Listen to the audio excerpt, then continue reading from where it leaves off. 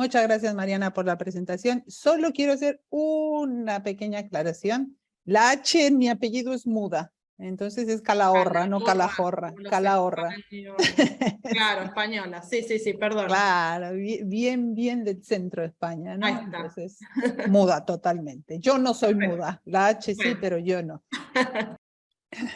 Bueno, ¿qué tal? Muchísimas gracias. Agradezco a quien me hayan invitado a presentar algo sobre lo que he venido trabajando durante muchos años. Y la verdad es que al ser la última presentadora, quedo en un lugar en donde tengo que remarla más porque las presentaciones anteriores han puesto un techo bastante alto, ¿no? Pero, por otro lado, afortunadamente, mi presentación, que es un poco a nivel más teórico, más, menos así local, pues estas presentaciones anteriores me han ayudado para bajar a la realidad el tema que yo voy a tratar.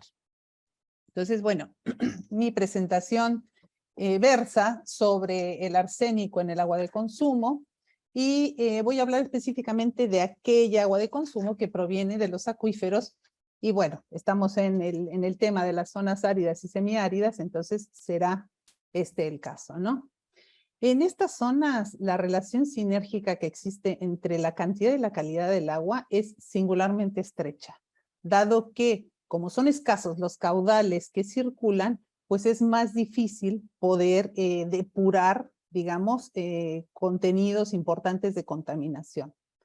En consecuencia, estos problemas de calidad del agua pues suelen agravarse, lo que hace que se reduzcan o se elimine su uso potencial, ya sea para abastecimiento o uso para regadío, y esto pues obviamente reduce lo que serían los recursos utilizables. La calidad del agua subterránea sabemos que está íntimamente relacionada con el tipo de ambiente hidrogeológico por el que circula, y especialmente en las cuencas áridas, como ya mencionó Eduardo, como mencionó también Soledad, pues detectamos contaminantes naturales, tales como los fluoruros, hierro, manganeso, y en este caso, bueno, el arsénico, que está ampliamente diseminado y que constituye un problema bastante fuerte. A mí de alguna forma la palabra contaminación, me gusta usarla cuando es de origen antropogénico, me gusta decir mala calidad cuando es de origen natural, pero vamos a utilizar contaminación natural a términos de más fácil, ¿no? Hablar de ello.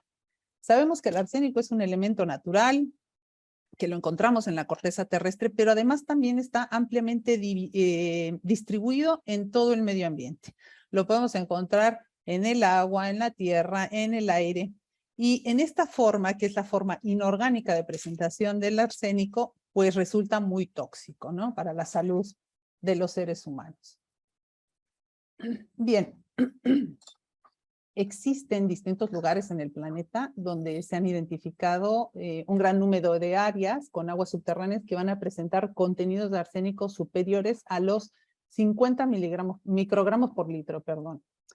Este valor es importante recordarlo porque tenemos que basarnos en que el valor guía máximo permisible actualmente para el uso de agua potable que recomienda la OMS es de solamente 10 microgramos por litro. Entonces, en estas zonas donde tenemos valores superiores a 50, estamos hablando de 5 veces ese valor guía, ¿no? Bueno, ahí se presentan en los distintos continentes las distintas áreas donde se ha reportado estos valores superiores. Y un caso específico que desafortunadamente es así como el que hizo que explotara este problema por conocimiento ya de todos sabido, pues es el caso de Bangladesh, ¿no? Que en los años 70, para poder abastecer a la población de agua supuestamente segura, ya que lo que tenían era problemas microbiológicos, se construyen pozos someros sin el conocimiento de que había grandes cantidades de arsénico en ese agua subterránea, ¿no? 20 años después empieza a verse en todos las consecuencias del consumo de esta agua con arsénico, y la OMS ha reconocido pues que precisamente este caso de Bangladesh ha sido el mayor envenenamiento masivo de la historia. En el continente americano sabemos que Argentina, Chile y México son los países donde se ha identificado la mayor presencia natural de arsénico en el agua. ¿Cuál es el problema de este arsénico en el agua, no? Bueno, obviamente el problema es que nos afecta a la salud, y la peor afectación que nosotros encontramos del consumo de arsénico prolongado es el hidroarsenicismo crónico regional endémico, o por su acrónimo, el ACRE, ¿no? Hemos visto que los adultos que han consumido durante mucho tiempo el agua con arsénico en las regiones más afectadas, pues van a presentar lesiones que son irreversibles y que en general pues los incapacitan para poder realizar su trabajo, e incluso, bueno, pueden provocar la muerte, ¿no? Estas fotos no son tan lindas como las que han ido presentando ustedes, pero bueno, me parece importante que haya un contacto visual de lo que es en realidad esta enfermedad, ¿no? Los primeros síntomas, desafortunadamente, ya pueden empezar a aparecer desde la pubertad. O sea, no hay que esperar a la edad adulta, sino que ya desde la pubertad, si hay una ingesta importante, pues, o por lo menos permanente, empiezan a aparecer estos diferentes síntomas, ¿no? El curso de esta enfermedad se divide en 4 etapas. Una primera etapa que se denomina el periodo hiperhidrótico, en donde se empieza a ver que tanto las palmas de las manos como las plantas de los pies empiezan a presentar una descamación, ¿no? Esta descamación además está acompañada de prurito.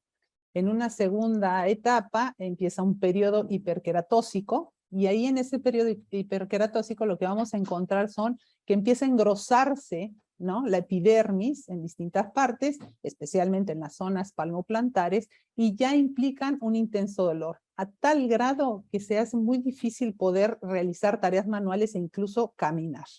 También surgen lesiones ungueales, o sea, en las uñas empiezan a observarse las distintas lesiones, ¿no?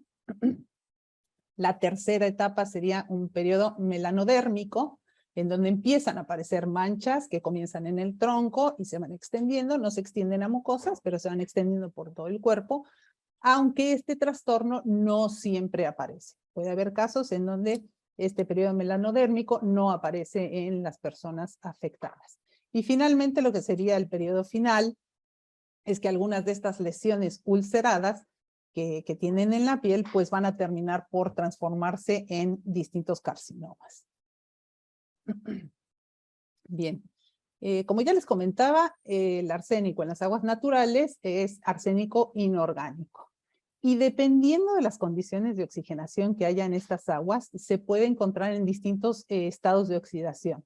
Estos son el arsénico 5, que viene como un arseniato, o el arsénico 3, que viene como el arsenito, ¿no? El arsénico inorgánico 3 es el más tóxico de los dos. ¿Por qué menciono esto? Porque así como decía Eduardo, que hay algunas dificultades, ¿no?, en lo que es pues la definición de la epidemiología y demás, es importante también saber en qué estado oxidativo encontramos nosotros el arsénico, ya que, como acabo de mencionar, uno es mucho más tóxico que el otro. Entonces, no solo hay que definir cuánto arsénico tenemos, sino importante saber en qué estado oxidativo se encuentra, porque eso definirá el grado de toxicidad. No es que no sea importante alguno de los dos, pero bueno, uno es un poco más tóxico que el otro. En el año 2001, el International Program on Chemical Safety produce un exhaustivo informe sobre precisamente los efectos toxicológicos del arsénico, ¿no? Y este estudio fue la base para que la OMS analizara los criterios y así eligiera en ese momento valores guía del arsénico en el agua.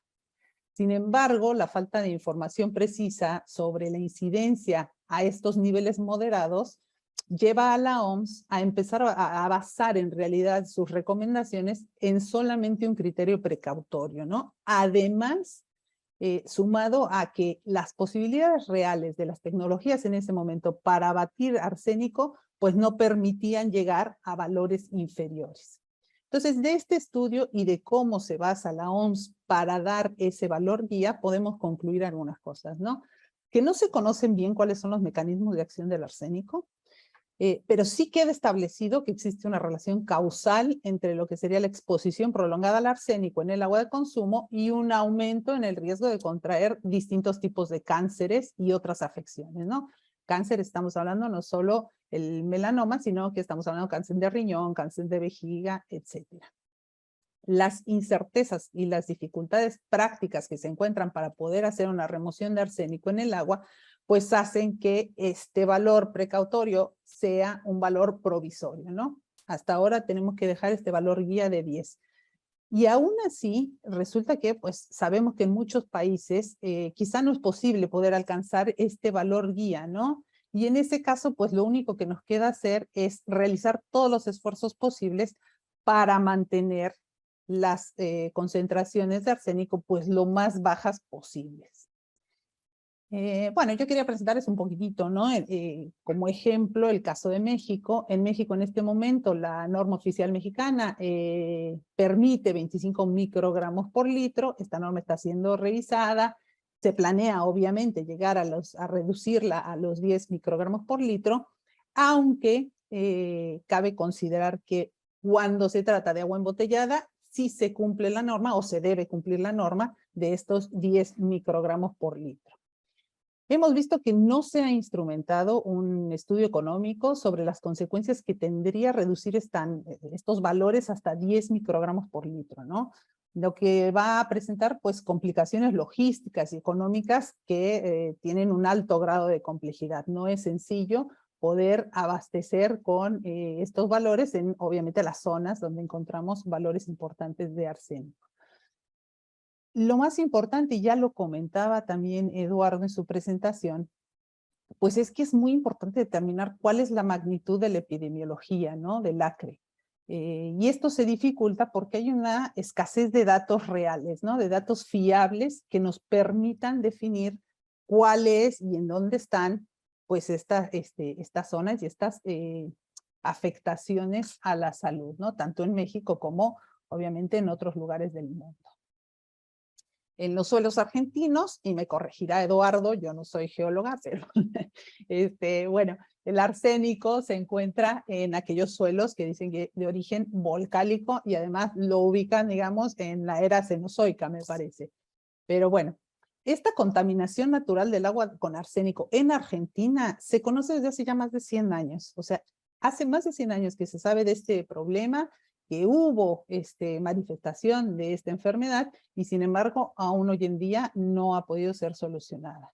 Fíjense que desde 1913 queda documentada la presencia de arsénico tanto en el agua de bebida como en alimentos en una población de Córdoba que se llama Belleville. Bueno, me imagino que se pronunciaría Belleville o Belleville, no sé.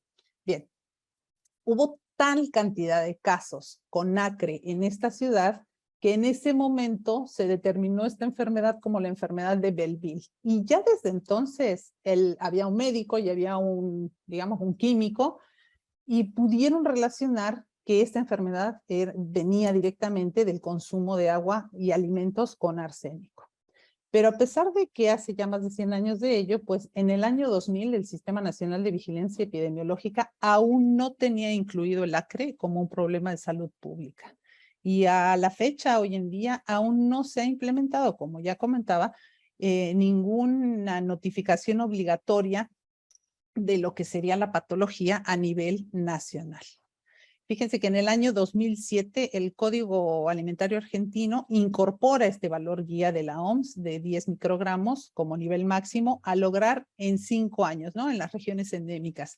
Sin embargo, llega el año 2012 y mediante una resolución se prorroga otros 5 años para lograr implementar este valor, argumentando pues que falta un sustento científico que amerite la implementación.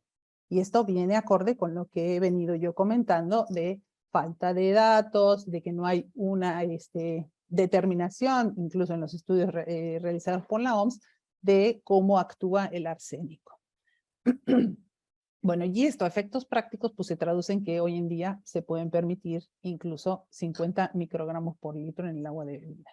Sabemos que gran parte del territorio va a presentar agua con niveles de arsénico no solo de 50 microgramos, sino incluso superiores, habiéndose reportado incluso 3.000 microgramos por litro. Y pues ahí encontramos el agravante de que este problema se presenta en zonas rurales, ¿no? En zonas rurales donde la población es dispersa, como comentaba Soledad, donde es muy difícil el acceso y obviamente pues son lugares en donde no se pueden aplicar sistemas apropiados de potabilización. Bueno, este es un esquemita mucho más feo que el que presentó Eduardo, después le voy a robar el suyo, que es más lindo y más representativo, pero bueno, ahí tenemos las cuencas hidrogeológicas en las que se ha calculado que el número de habitantes afectados potencialmente con acre puede ascender a 2 millones. O sea, es una barbaridad. Me parece que es el país, por lo menos de América Latina, donde la población, el mayor número de población se presenta con potencial afectación con acre, ¿eh? No quiere decir que esos 2 millones vayan a desarrollar, ni muchísimo menos, pero con las condiciones de las concentraciones de arsénico que están adquiriendo a través del agua de bebida, podrían desarrollar la enfermedad. Bueno, pero no solo hay que decir todo lo malo, sino, bueno, vamos a ver que también hay algunas soluciones. También lo comentaba Eduardo, las soluciones tienen que ser según el lugar y según las capacidades y según las condiciones en las que nos encontremos. Obviamente no todos tenemos la misma posibilidad de llevar un tratamiento del todo adecuado, ¿no? Lo que valdría. Bueno, como primera opción, obviamente, y eso salta a la vista, pues sería buscar la sustitución de esas fuentes de abastecimiento que presentan estas concentraciones que no dan agua segura. Obviamente, pues es difícil ya que en la mayoría de las áreas afectadas, pues no existen fuentes alternativas, si no, nadie consumiría ese agua, ¿no? Otra segunda opción, que está más o menos en el mismo tenor, pues sería mezclar esa agua con agua que tenga niveles de arsénico más bajos y así vamos a poder tener más cantidad de agua con niveles de concentración quizá un poco más aceptables. Pero nuevamente esta opción pues está condicionada a que existan fuentes que tengan bajos niveles de arsénico y que estén disponibles. Bien, y por último pues de lo que echamos mano finalmente pues es instalar sistemas de eliminación. Estos sistemas de eliminación pueden ser a nivel centralizado, es decir, que haya una planta, digamos, y después de ahí se abastezca, como la que presentó Soledad, en donde pues era una planta de ósmosis, donde había los tanques afuera y la gente llega y se abastece de ese agua, o bien pueden ser también soluciones a nivel ya más pequeño, a nivel doméstico. Recordemos que estamos hablando de poblaciones que se encuentran muy separadas, muy dispersas, y a veces son muy pocos los habitantes, ¿no?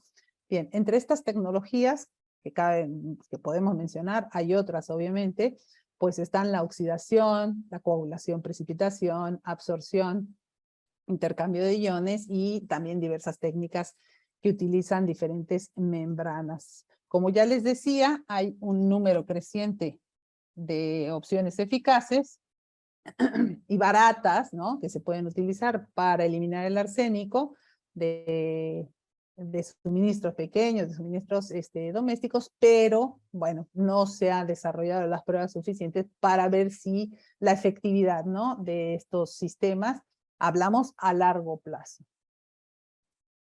Bueno, aquí les presento una tablita donde se hace una comparación, se hace una comparación de las diversas metodologías de remoción de arsénico, y bueno, lo que se presenta aquí pues son aquellas que tienen tecnología más simple, algunas que tienen tecnología más compleja, cuáles tienen bajo costo, cuáles tienen alto costo, cuáles tienen alta remoción de arsénico 5 y de arsénico 3, o bien baja remoción de arsénico 5 y arsénico 3.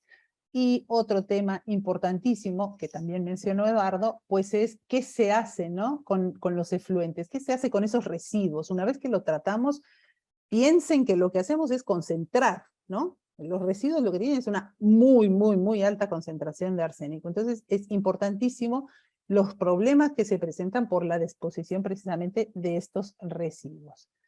Aquí les voy a presentar un pantallazo de algunas de las plantas. Todas estas plantas y todos estos procesos de remoción han sido desarrollados aquí en la Argentina por distintas universidades y distintos institutos.